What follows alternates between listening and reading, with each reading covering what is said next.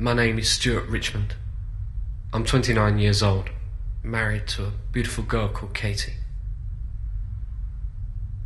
I have to keep her locked in the basement. Let me explain. I need to be understood. It's easy to make promises when you're young, especially when you're young. Worth or importance, weight, never really understood. I asked Katie to marry me the day we finished college. We were husband and wife 6 months later. We were both 22, but when we stood in front of that vicar and vowed never to part, to love one another for better or worse, richer or poorer, it bound us more deeply than we ever imagined. The promise felt like it was carved into the solid fabric of our hearts. I'm trying hard to keep that promise now. God, have mercy on me. 5 years after the wedding, Katie started getting pains in her chest. She said breathing was difficult, like something was squeezing the life out of her lungs. We eventually went to the hospital. I remember thinking it was asthma or something. She'd been doing a lot of overtime at the dry cleaners, so maybe that set the pain off. After a hasty consultation and a few x-rays, her unspoken fears were confirmed. Katie had 2 small shadows on her right lung. Together they looked a bit like an ectodermal, and a larger one on her left lung. The biopsy made the matter final. Katie used to like me to play with her hair. She has beautiful red hair, which comes just below her shoulders, tumbling waves of copper. She was worried that chemotherapy would make her hair fall out.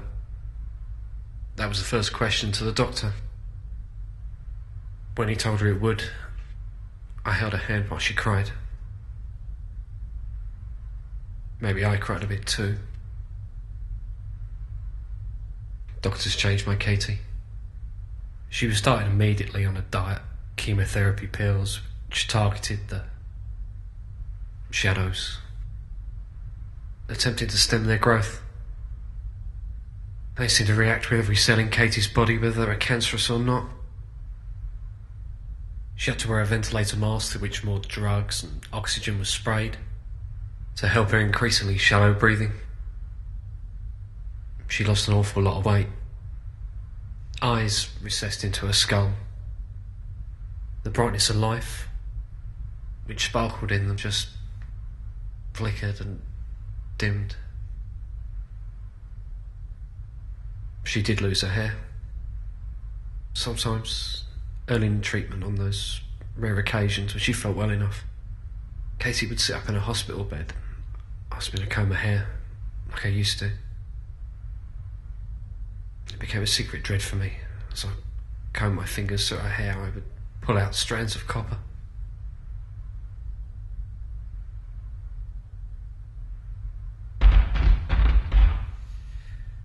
I won't be able to talk for too much longer. She sounds hungry again. My visits to the hospital got less and less frequent. I feel guilty about that even now. I just couldn't bear to watch Katie slip deeper and deeper into, as the shadows got bigger and the drugs ruined her body. I stopped asking questions too. Whenever a nurse came in carrying another metal tray with a battery-sized pill or a bag of liquid to attach to a drip feed, I used to ask what each one was supposed to do, how it was supposed to help. Did they think it would work this time? I got bored with the same answers, the same false hope.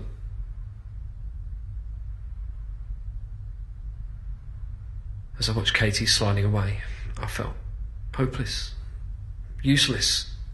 If these drugs, all these modern miracles couldn't help her, then what good was I to her?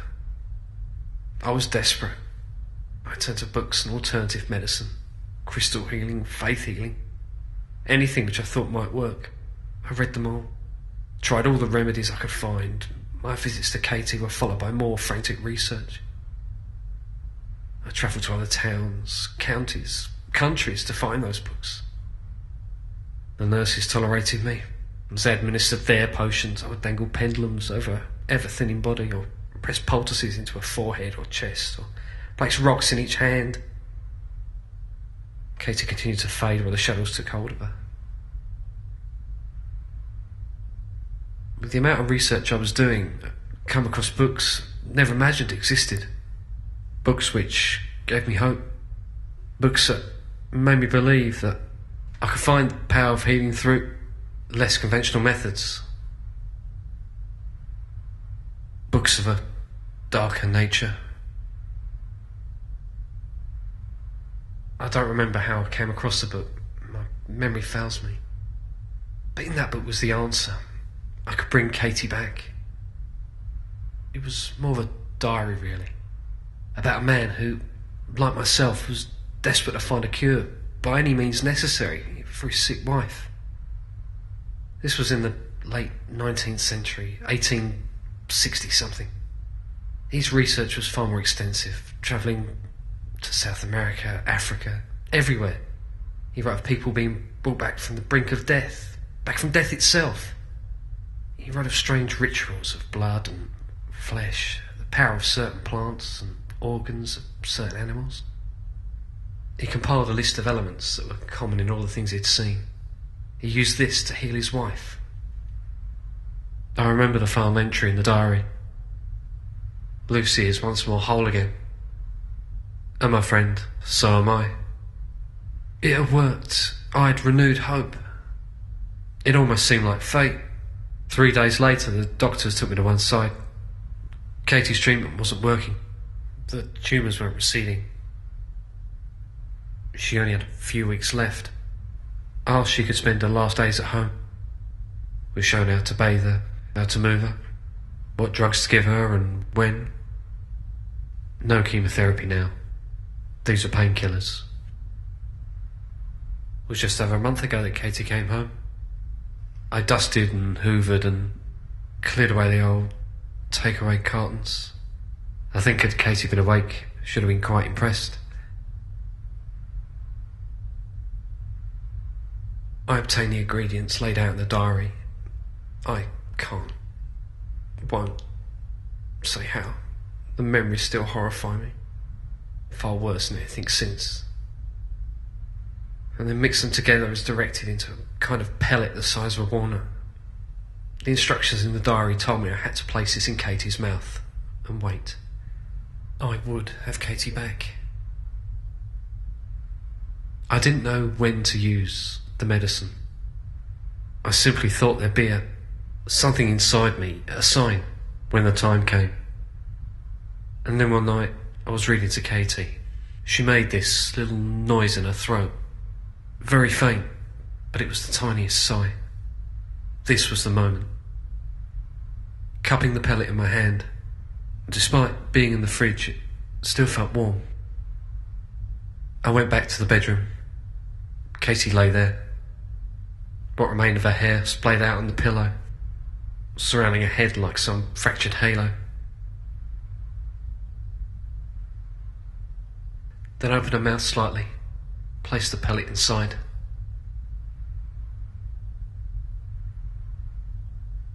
I woke up in bed. Sunlight burned through the window where I forgot to shut the curtains. Katie was awake, looking at me, smiling. The pellet was gone. "Hello, darling," she said. "I'm so hungry." The next few days were perfect. As Katie got her strength back, went on long drives, went to our favourite parks, went down to the seaside. It was like she'd never been away. Her hair grew back. It's like the whole painful period was just a dream. We were husband and wife again, Stuart and Katie Richmond, back in the real world. She began to complain. The sunlight was hurting her eyes. Just an after effect, I thought. It'll pass.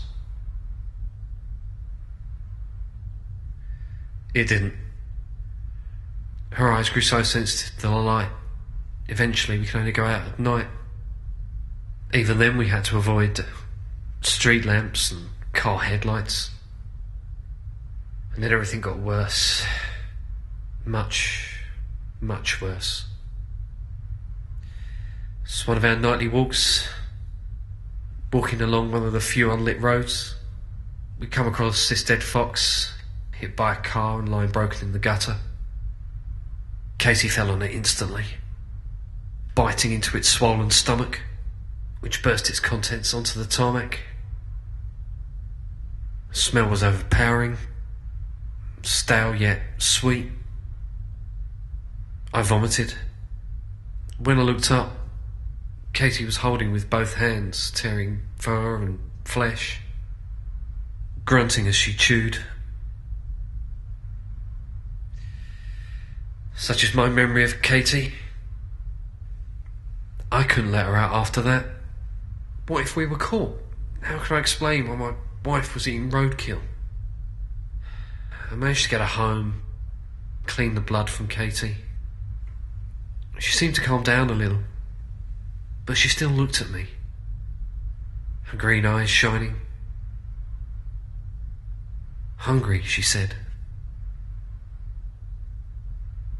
I prepared a meal, a whole fresh steak, a kilo of meat, but she wouldn't eat it. I was desperate. Her glances at the front door told me exactly what she was thinking. I knew what I had to do. It made me sick to my stomach, but I had to keep Katie happy. I got an old sack and some gardening gloves from the shed. After a moment's thought, I took the spade as well. Then I went out and found that dead fox. I had to throw the sack and its whole grisly contents down into the cellar. Katie followed like a puppy after a stick. I just couldn't hear those noises again. After a few seconds, I locked the cellar as well. But she wanted more. I kept the cellar door locked. She battered it, crying and screaming. Every now and then I could make out what she was saying. It was always the same word. Nighttime became my hunting time, Katie's feeding time. Foxes are hard to come by when you don't live near many fields. I began looking for stray cats, tempting them towards me with an open can of cat food, then just battering over the head with a spade. I could get 1 or 2 a night, maybe another fox if I was lucky.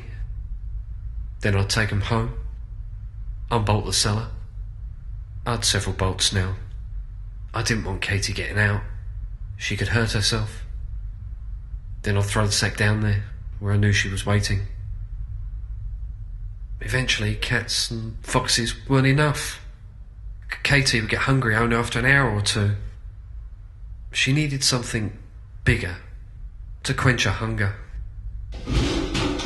Something bigger than a cat.